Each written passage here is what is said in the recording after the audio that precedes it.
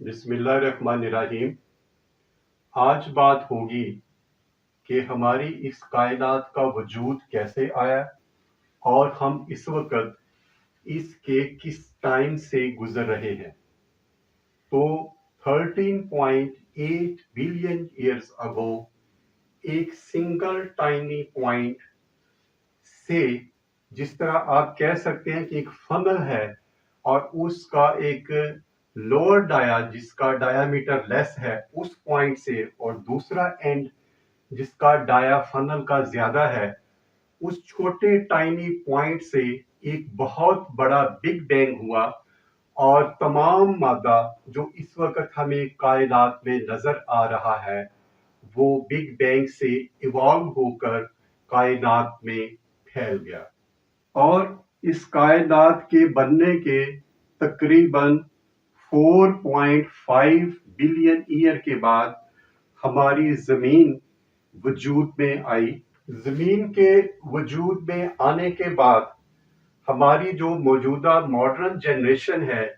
جس میں ڈیفرنٹ قسم کی ٹیکنالوجیز انووک ہوئیں، اور اس میں ایسٹرونومرز، ایسٹرولوجسٹ، سائنٹسٹ، تھیوریٹیکل فزسسٹ اور فلاسفیکل فزسٹ، ان سارے نے جمع ہو کر اس کائنات پہ غور و خوض شروع کر دیا، اور اسے سائنٹیفک شیپ سے، ڈیفرنٹ تجربات سے اور ویریفیکیشن سے گزار کے 1929 میں ایڈورڈ ہبل، جس کے نام پر یہ ہبل ٹیلیسکوپ ہے،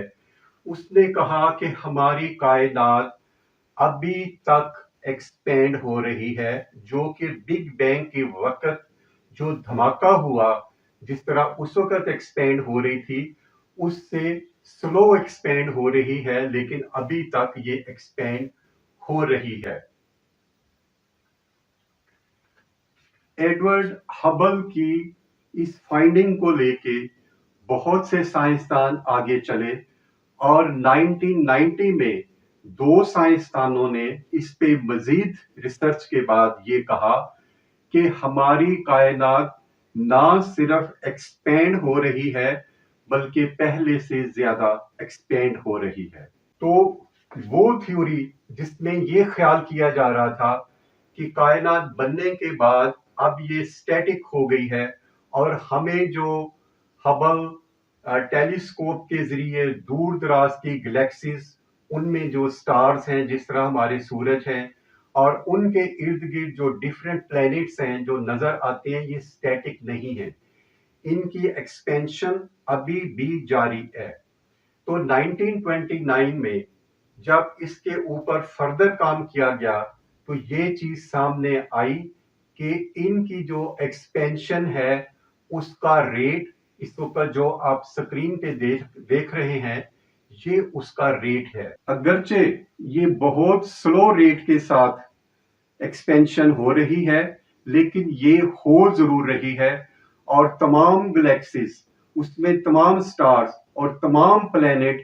ابھی بھی ایک رفتار کے ساتھ ہم سے علیحدہ اور دور ہو رہے ہیں۔ یہ بات بڑی حیران کن تھی کہ کائنات کے بننے کے بعد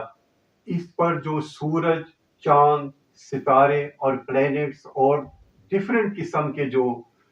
سیلیسٹیل باڈیز ہیں، ان کے بارے میں یہی خیال کیا جاتا تھا کہ ان کے درمیان فورس آف گریوٹی موجود ہے، اور فورس آف گریوٹی انہیں ایک دوسرے کے قریب لا رہی ہے۔ اگر وہ قریب لا رہی ہے تو وہ فورس جس کی وجہ سے یہ بگ بینگ ہوا، وہ آہستہ آہستہ کم ہوگی، اور یا تو سٹیٹک ہو جائے گی، یا فورس آف گریوٹی کی وجہ سے یہ تمام باڈیز دوبارہ ایک دوسرے کے قریب آ جائیں گی۔